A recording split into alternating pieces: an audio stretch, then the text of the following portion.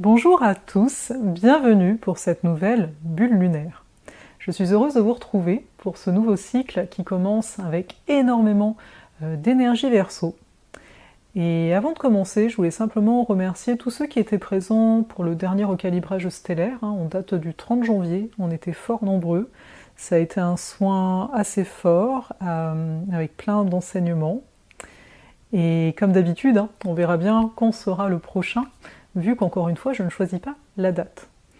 Je voulais aussi vous dire un petit peu par avance que pour fin mars, s'entamera un accompagnement de groupe de 8 personnes maximum.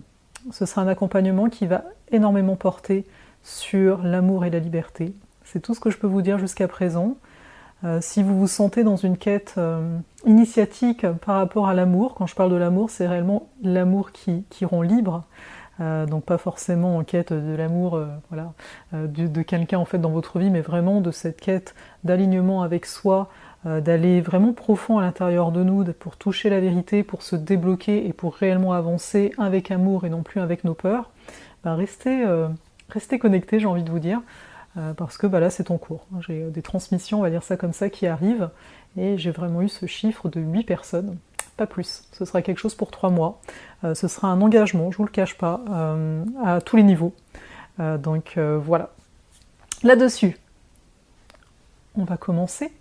Donc je découvre la carte. Bon, bien sûr, je sais que c'est une carte avec plein de choses en Verseau. Mais donc, que nous dit cette nouvelle lune? De quoi elle nous parle? Donc avec une nouvelle lune comme ça en Verseau, avec pas moins de 3, 4, 5, 6 planètes, dont Pallas en plus, donc 7 en Verseau. Donc la nouvelle lune, encore une fois, c'est un nouveau cycle. Là, on entame un nouveau cycle où il y a énormément d'idées. Il y a vraiment le goût du changement. Il faut bien voir avec le Verseau, comme pour tous les signes, il y a différents niveaux de compréhension. Habituellement, le Verseau, il est dans la rébellion, c'est-à-dire contre ce qui a été mis en place dans l'énergie du Capricorne. Le Capricorne qui peut représenter, entre autres, ici, la société. Donc là, il y a une forte énergie de rébellion. Mais est-ce que, je vous le demande, on a envie de se construire contre quelque chose, ou bien est-ce qu'on a envie de construire réellement quelque chose de neuf? C'est vraiment la question de cette carte, étant donné qu'Uranus, qui gouverne toutes ces planètes en Verseau, est toujours, lui, de son côté, en Taureau, donc il y a vraiment cette notion de bâtir et de construire, donc d'amener dans la matière. Avec le Taureau, on a vraiment cette notion d'engagement, de matérialisation, d'incarner. D'incarner quoi? D'incarner ces idées nouvelles, d'incarner ces nouvelles valeurs, d'incarner une nouvelle forme de légitimité, donc peut-être revoir nos systèmes qui légitimisent telle ou telle chose, et aussi, bien entendu, incarner des relations qui ne nous emprisonnent plus. C'est vraiment un sujet qui est vaste. C'est pour ça que je prends beaucoup le temps pour trouver les mots justes, mais parce que on a vite fait de dire le Verseau c'est la liberté. On a vite fait de dire ça. On a vite fait aussi de dire le Verseau c'est la révolution. Mais c'est pas ça en fait. C'est-à-dire que jusqu'à un certain niveau, c'est ça. Mais là où est-ce que, en tout cas personnellement, j'ai envie de m'amener, et par conséquent j'ai envie de vous y inviter, c'est d'aller vraiment dans le niveau du Verseau qui est dans une ouverture du cœur tellement grande qu'il ne souhaite plus être touché par les blessures qu'on a pu générer dans cette vie, peut-être dans d'autres vies, des blessures de lignée, des blessures de génération, des blessures de société. Donc là, ce que nous propose finalement ce début de cycle, c'est de se rendre compte, peut-être ça a été le cas les dernières semaines, de qu'est-ce qui vous retenait encore. Alors, Soleil-Lune en Verseau. C'est de voir qu'est-ce qui est nouveau en moi. Ça fait déjà, j'ai envie de dire, 6 mois que ça tente d'émerger. Qu'est-ce qui est nouveau en moi et qui là va avoir besoin de tout mon amour, de toute mon attention jusqu'à la prochaine pleine lune. On a également Mercure qui est donc rétrograde et qui est en Verseau. Donc lui nous invite vraiment à revoir notre sens de la liberté, notre sens par là même du devoir, parce qu'il y a Saturne aussi dans le coin, il nous amène en fait à reconsidérer ce pourquoi jusqu'à présent on utilisait nos pensées. Est-ce que j'avais tendance à me disperser, que ce soit relationnellement, que ce soit par rapport à mes idées, que ce soit au niveau de mes projets? Est-ce que j'avais tendance jusqu'à maintenant à avoir plein de projets au cas où, à être en relation avec plein de personnes au cas où, et à faire plein de choses à la fois au cas où aussi? Alors ici, soyons clairs, je pense que beaucoup, le au cas où, vont me dire non, c'était pas au cas où, c'est juste parce que j'aime ça. Il faut bien faire la différence entre une nature et un état qui a pu s'installer depuis plusieurs années, au point qu'on pense que c'est notre nature, on pense que c'est nous. Alors pourquoi ça? Parce que là, la grande difficulté de la carte, on va dire ça comme ça, en tout cas de la période, même si ça dépendra de votre carte du ciel, c'est la dispersion. À la fois la dispersion, mais à la fois le fait de ne pas vivre dans l'instant, dans le concret, mais être beaucoup dans nos idées, essayer de se faire des plans, mais on le voit bien, le propre du Verseau, c'est l'incertitude. À dire vrai, l'incertitude, c'est l'impermanence en fait, tout simplement. Là, c'est un autre niveau de considération. Mais donc, c'est de voir que les au cas où, là, ça ne fonctionne plus, et ce qui peut donc être difficile pour chacun, c'est de revenir à l'intérieur de soi pour se dire les choses. Il peut y avoir beaucoup de fuites, étrangement. Des fuites du présent en étant dans l'avenir. Alors, d'un côté, ça peut être bon, parce que on est ainsi fait, on a besoin de nourrir des projets. Mais comment tu te sens quand tu es avec toi, là, dans ce présent, où il n'y a peut-être pas tout ce que tu veux qui est accompli? Comment tu te sens? Bien sûr, je vous parle beaucoup de cette notion de sentir, parce que la Lune est là, une Lune Verseau, habituellement, on a tendance à avoir de la distance par rapport aux émotions, on peut se montrer froid, on peut se montrer distant, et peut-être que vous allez avoir cette attitude envers des proches, peut-être que vous voyez que vous avez cette attitude-là, peut-être que des proches l'ont par rapport à vous, allez savoir, mais il y a déjà cet aspect-là à voir, d'autant plus que le Soleil et la Lune sont en tension à Mars, Mars qui est toujours en Taureau, mais donc cet aspect de tension, c'est parce que d'un côté, il y a une part de nous qui a envie d'aller vite, toujours, mais de l'autre, Mars, il a besoin de temps, à Mars Taureau, il a besoin de temps, il a besoin de direction fiable, il peut pas aller à plein de directions à la fois, c'est très épuisant. Donc on peut se trouver dans une période où on s'épuise si on essaie de faire plein de choses à la fois, et je sais que parfois pour certaines personnes, il n'y a pas le choix. Après tout est relatif, parce que la notion de choix se pose quand même. Mais donc, il y a vraiment cette notion de comment j'arrive à gérer à l'intérieur de moi cette tension, cette frustration que ça n'avance pas assez vite, et en même temps, quand ça commence à avancer, parce que ça avance quand même, j'ai l'impression de manquer de temps, on a toujours, comme lors de la dernière phase, lors de la pleine lune, un questionnement sur la temporalité à l'intérieur de nous, dans notre vie. On a l'impression parfois que le temps passe trop vite, et en même temps, qu'est-ce que j'ai fait, entre guillemets, de ce temps? Soyons honnêtes, au bout d'un moment. Je sais qu'il y en a, ils ont fait plein de trucs, mais justement, à un moment, est-ce que, si on est trop dans le faire, est-ce que ce n'est pas d'espace pour soi dont on a besoin? Ce qui fait que là, il y a beaucoup d'agitation mentale, parce qu'à force de faire plein de choses, la tête vacille en fait, il y a trop de choses, et donc je me sens en agitation constante. Au début, je pense que je suis sollicitée, donc je suis vivant, mais le fait d'être vivant ne passe pas par l'esprit, ne passe pas par des choses à faire. Le fait de se sentir vivant va passer plus par cette énergie taureau qui est qu'est-ce que tu fais dans la matière? Qu'est-ce que tu as fait aujourd'hui avec ton corps? Qu'est-ce que tu as fait aujourd'hui avec les personnes qui étaient avec toi? Est-ce que tu as pris le temps d'être réellement avec elles? Est-ce que, c'est tout simple, hein, le taureau c'est aussi la voix. Oui, on peut parler à plein de gens sur internet, et heureusement, là on voit, il y a une affluence sur internet depuis un moment, vous allez me dire, mais là je veux dire par rapport au Verseau, mais est-ce que vous prenez le temps avec les gens que vous aimez vraiment de parler en fait, voyez, et de parler directement? Parce que, et là je me parle aussi à moi, on peut maintenant laisser des messages audio à qui on veut, quand on veut, hein. Ça donne un côté très individualiste finalement, et là il y aurait comme petit à petit ce retour de se dire, prends le temps, quand tu prends le temps de parler avec quelqu'un, prends-le le temps. Appelle la personne. Oui, ça veut dire que peut-être elle ne sera pas disponible, mais on se remet comme ça dans une temporalité similaire.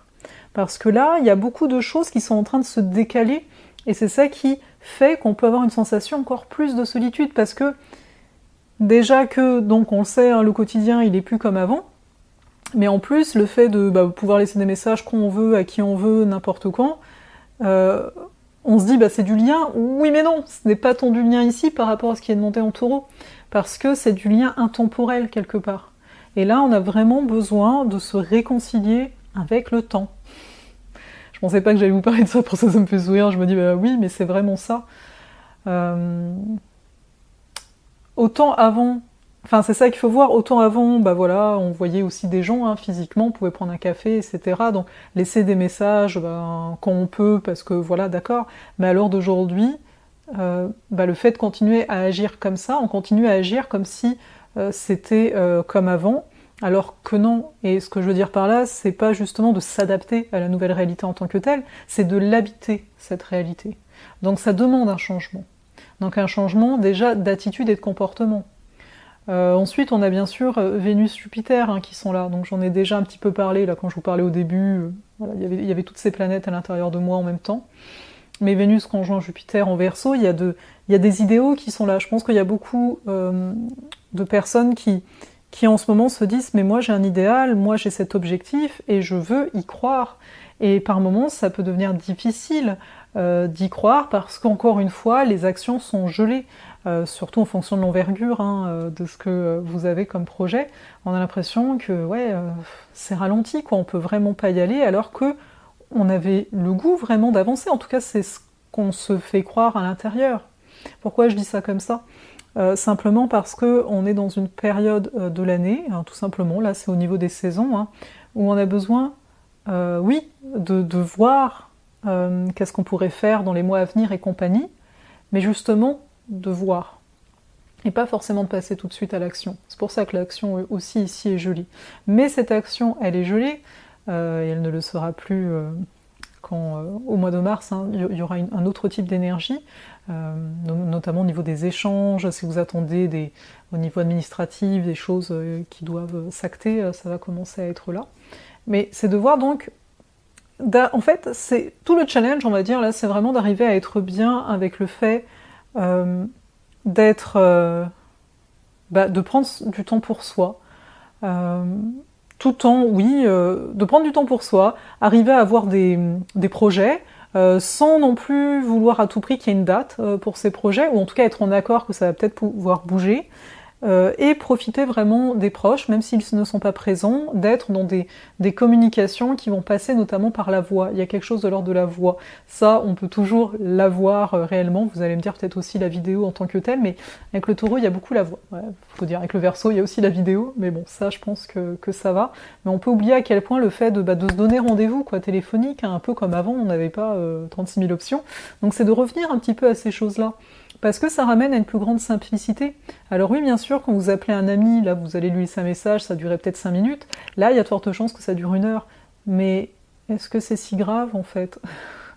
Bon, vous voyez. Donc il y a des choses de l'ordre des valeurs, là, c'est aussi Vénus-Jupiter.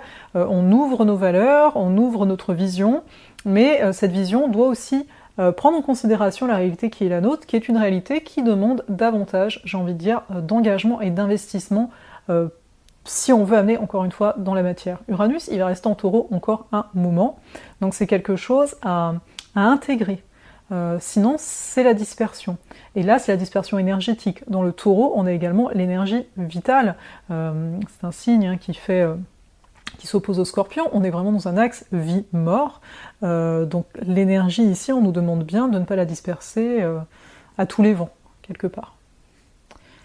Ensuite, on a toujours Neptune qui est en poisson, qui est toujours en aspect de tension avec les nœuds lunaires. Donc ces nœuds lunaires qui nous rappellent, le Nord est en Gémeaux, les liens de proximité, l'échange, l'écoute, être vraiment présent à l'autre, mais aussi nourrir notre curiosité.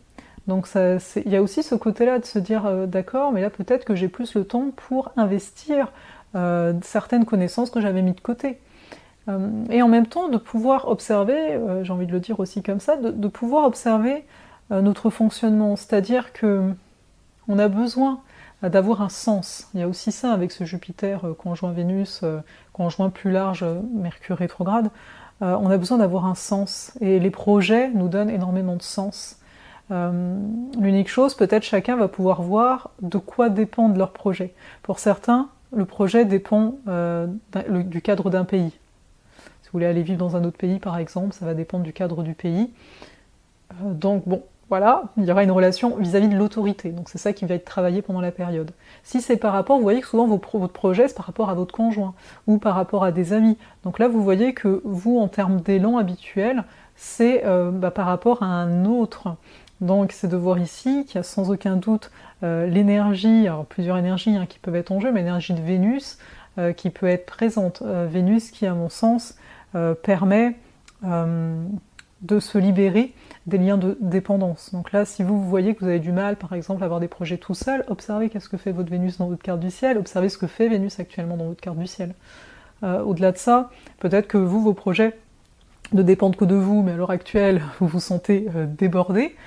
Voyez Saturne, rapport à la temporalité. Saturne qui permet une structure, qui permet aussi de prioriser. Vénus le fait aussi, à un certain niveau.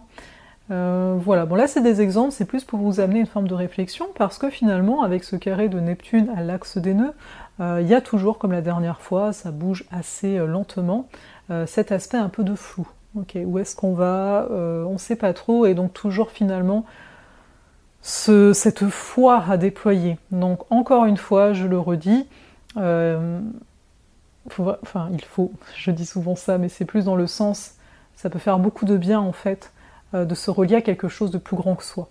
Et c'est fort possible aussi avec cette conjonction Jupiter-Vénus-Mercure d'aller trouver quelque chose au-delà de nous. Donc certains vont aller chercher des groupes, des réseaux, je sais qu'il y en a qui sont formes, etc. Mais ça peut être quelque chose qui est de l'ordre de l'esprit, quelque part, qu'on irait aussi chercher. Donc voilà ce que j'avais à vous dire sur cette carte. Alors elle est très condensée. La vidéo est donc aussi très condensée quelque part, vous en avez l'habitude, je fais jamais des vidéos forcément très longues. Mais on aura bien compris ici que oui au changement, mais le tout c'est de voir qu'il commence toujours à l'intérieur de nous, de toute façon, et de voir qu'il y a vraiment des comportements intérieurs qui sont à modifier. Comme je disais, ou pas, je sais plus, il nous manque du feu, beaucoup dans cette carte, il nous manque de l'eau, donc il y a peu d'émotionnel en tant que tel. On va essayer de mentaliser, on va essayer d'être fort, on va essayer de se raisonner dans la tête, mais bon, ne pas oublier quand même qu'on a des besoins, qu'on reste humain, etc. Et à côté, il y a un manque de feu. Donc pour certains, peut-être il y a un peu plus de déprime, il y a un peu moins d'enthousiasme, il y a un peu plus une difficulté de passer à l'action. Mais bon, ce n'est que ponctuel. La prochaine lunaison va nous apporter un peu plus ce dont nous avons besoin, même si je ne me trompe pas, niveau feu, ce ne sera pas encore ça, mais au moins au niveau de se trouver une structure, d'arriver à oser notre vulnérabilité pour se libérer totalement. Ça devrait le faire. Je m'arrête. Je vous invite vraiment à venir au sein de l'infolettre. À chaque fois, là, je vous dis, si vous continuez, c'est génial, de partager la vidéo, d'aimer tout ça, les algorithmes, etc., les réseaux sociaux. Bon, c'est bien gentil, mais là, je suis en train de me dire, venez sur l'infolettre. Je ne peux pas garantir que vous recevrez, par contre, ce que j'écris, parce que, semble-t-il, pour certains, ça n'arrive pas. Je pense qu'il faut rajouter, vous savez, mon adresse courriel dans vos contacts, pour que ça puisse mieux passer. Mais parce qu'à l'heure d'aujourd'hui, je pense que c'est vraiment là que je vais investir le plus en termes d'écrits, j'entends. Même si ça ne veut pas dire qu'il y aura des écrits tous les jours, loin s'en faut. Mais voilà, je tenais à vous le dire. Je tenais à vous dire aussi, je ne sais pas si je vous l'avais dit peut-être, qu'il y aura un niveau 2 de l'alchimie des astres, la formation d'astrologie, mais qui sera vraiment un niveau, je dis un niveau 2 pour faire simple, mais ce sera vraiment un degré initiatique. De toute façon, à l'heure actuelle, on m'invite vraiment à initier, c'est-à-dire à aller vraiment vers nos profondeurs, afin de se connecter à plus haut.